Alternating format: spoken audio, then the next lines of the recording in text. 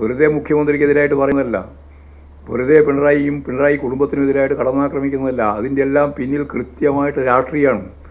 ആ രാഷ്ട്രീയം ഈ വികസനം കേരളത്തിൽ ഇടതുപക്ഷ ജനാധിപത്യ മുന്നണി നയിച്ചാൽ ആ നയിക്കുന്നതിൻ്റെ ഭാഗമായിട്ടുള്ള രാഷ്ട്രീയ ഇക്വേഷൻ എന്തായിരിക്കുമെന്ന് കൃത്യമായിട്ട് മനസ്സിലാക്കിയിട്ടുള്ള പോസിറ്റീവിന് പകരം നെഗറ്റീവ് എടുത്തുകൊണ്ടിരിക്കുകയാണ്, നെഗറ്റീവ് നിലപാട് സ്വീകരിച്ചുകൊണ്ടിരിക്കുകയാണ്.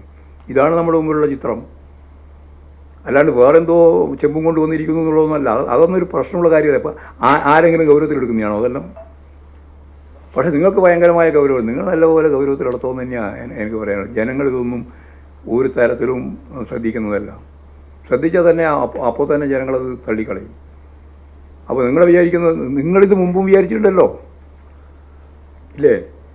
കഴിഞ്ഞ 16 നിങ്ങൾ ധരിച്ചു ഇടതുപക്ഷ മുന്നണി ഗവൺമെൻറ്റിന് ചിലപ്പോൾ ആദ്യം ഒരു സംശയം ഉണ്ടായിരുന്നു. 2016 ആദ്യത്തെ പിണറായിൻ്റെ ആദ്യത്തെ ഗവൺമെൻറ് വരുമ്പോൾ അന്നത്തെ ഒരു അവസ്ഥയിൽ ചിലപ്പോൾ വരുമോ എന്നുള്ള ഒരു സംശയം ചില മാധ്യമങ്ങളെല്ലാം പ്രകടിപ്പിച്ചു. പക്ഷെ കഴിഞ്ഞ തിരഞ്ഞെടുപ്പിൻ്റെ ഘട്ടത്തിൽ ഇഡിയും അതുപോലെ തന്നെ CBIയും എല്ലാം കൂടി ചേർന്ന് കലക്കിയ ഒരു അന്തരീക്ഷത്തിൽ ആ കലക്കാൻ വേണ്ടി നല്ല കൂട്ടുനിന്ന നിങ്ങളാണല്ലോ അല്ലേ?